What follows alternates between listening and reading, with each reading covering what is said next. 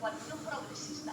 Y señor Cervera, que usted me hable, que me diga qué vamos a hacer para combatir a las empresas catalanas, yo porque soy una persona de respeto y amor, no voy a hacer públicos de documentos. Señorías, aquí está la modernización de los autónomos y de las pequeñas empresas catalanas, señorías de todos los partidos, con la indexación de los contratos públicos en ella. Señor Cervera, si Esquerra tuviera este documento en la mano, jamás lo dejaría caer. Así que los que no acompañan a las empresas son ustedes.